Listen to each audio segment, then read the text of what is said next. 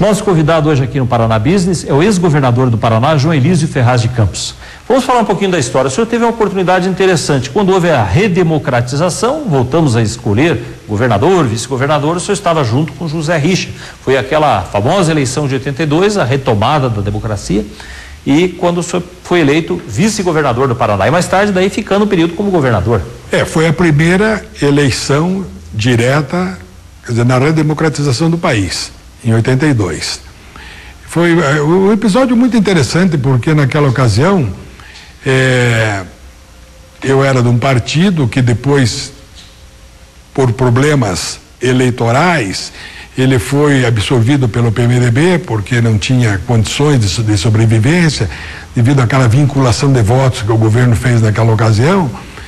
E esse partido, que era o Partido Popular, foi incorporado pelo PMDB, e naquela ocasião, então, o governador Richa foi indicado pelo PMDB e eu pelo PP, né? E como foi essa ligação com a política? Como é que nasceu na sua vida profissional, que era de muita ocupação, a política? Eu comecei na política no governo do Dr. Emílio Gomes, como superintendente da Fundepar. Eu tinha uma relação muito grande com o professor Guilherme Lacerda Braga, que era o chefe da Casa Civil do governador Emílio Gomes. E ele, então, pelas suas mãos, eu fui para a Fundepar. Em seguida, o governador indicado na época foi o governador Jaime Carneiro Júnior, que me convidou na ocasião para ser secretário da administração, pelo relacionamento que eu tinha com ele, de amizade, inclusive de parentesco. Então eu fui secretário quase 4 anos. Aí, naquela ocasião, acharam que eu devia ser candidato a deputado, aí fui candidato a deputado estadual. Mas eu confesso a você que, sei lá, como eu era um executivo, eu sempre olhava mais pelo lado da decisão do que ser um parlamentar. E aí, quando houve essa fusão dos partidos, eu fui para o PP e aí fui indicado, fui vice-governador. E eu diria a você que a política para mim foi uma experiência fantástica, não só em termos de como experiência administrativa, mas também de amizades. Eu tenho amizade desde aquela época. E no governo do governador Richa, eu fui presidente do Banco de Desenvolvimento, fui secretário da Fazenda e depois, quando ele saiu para ser candidato ao Senado, eu assumi o governo nos últimos 10 meses.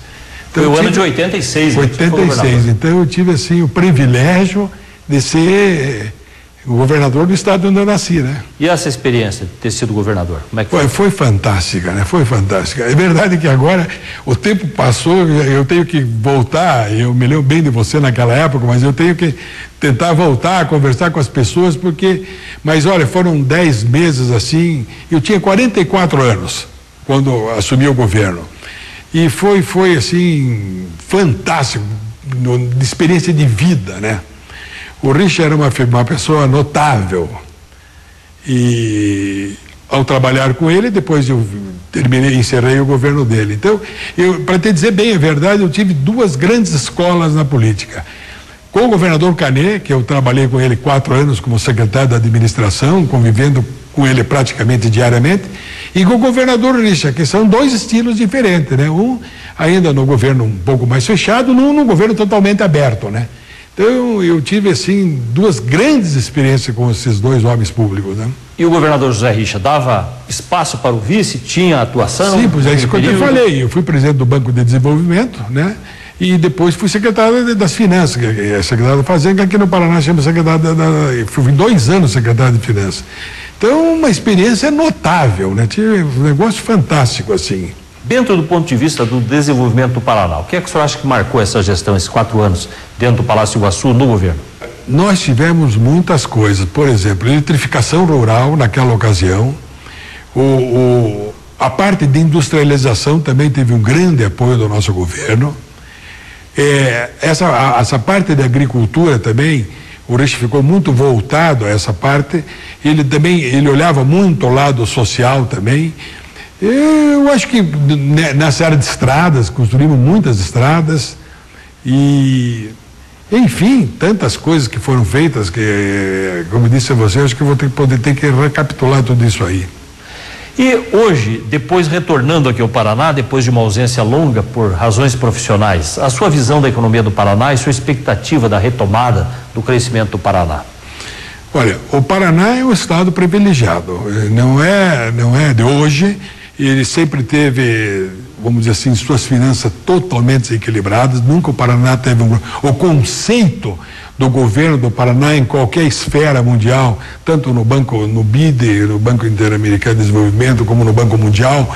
Sempre nós tivemos todas as portas abertas no próprio governo federal. Então, o estado do Paraná, eu diria para você, ele sempre foi muito certinho.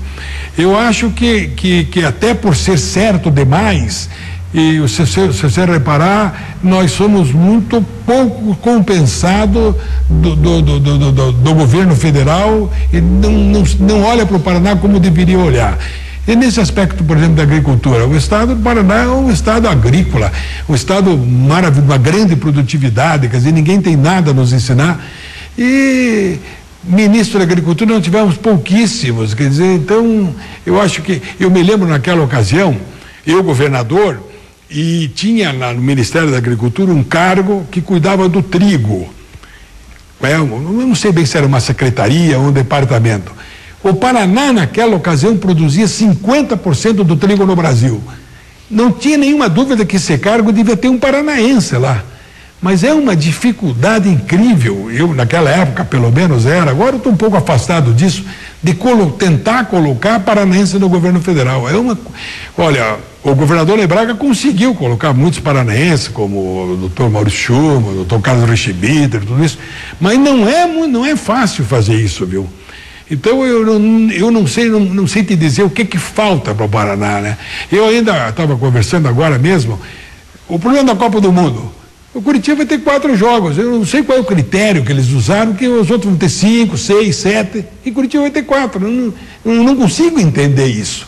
O que está faltando nisso tudo, né? E no aspecto da competição, a atração de empresas, o potencial, o Paraná já teve bons momentos, nos anos 90 principalmente, e depois isso foi perdido com o tempo. O senhor está vendo a possibilidade de recuperação? Eu vejo, eu acho que o governador Jaime Lerner fez, né, nesse aspecto de industrialização, um negócio fantástico, que foi trazer a indústria automobilística para cá. Que a indústria automobilística é o início de uma base de uma indústria bastante grande. Então, eu acho que está em tempo ainda, porque nós temos tudo no Paraná. A parte de energia, a parte de estradas, a parte de telecomunicações. Então, a gente tem tudo no Paraná. Não tem nada que a gente possa dizer, o Paraná está faltando isso. Não tem. Né?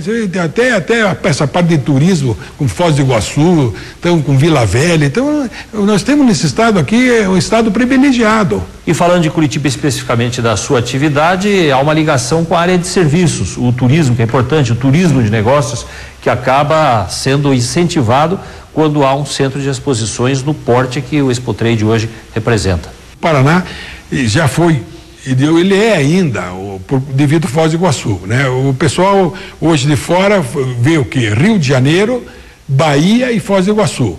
Então, mesmo Foz, eu acho que hoje já tem, inclusive tem um centro de convenções muito bom em Foz, que iniciou no nosso governo, no Richard meu, que está lá em Foz do Iguaçu, eu acho bastante importante para a cidade. Mas voltando a dizer, eu acho que o Paraná realmente é um estado que tem tudo. Eu acho que deveria ser melhor olhado pelo governo federal. O problema do empresariado, eu acho que a gente está trabalhando bem. Eu acho que o governo do Beto Richa está olhando para esse aspecto, está trabalhando para que a gente possa trazer, e pelo menos a gente tem as portas abertas de trazer empresário, falar com o governador e ele mostrar as condições que o estado tem para atrair o empresário brasileiro e o empresário do mundo, vamos dizer assim, né? Muito obrigado pela participação aqui conosco. Olha, eu que te agradeço pela oportunidade. Muito obrigado. Conversou conosco o ex-governador do Paraná, João Elísio Ferraz de Campos. Nós temos um intervalo, na sequência é o nosso bloco de turismo. Já voltamos.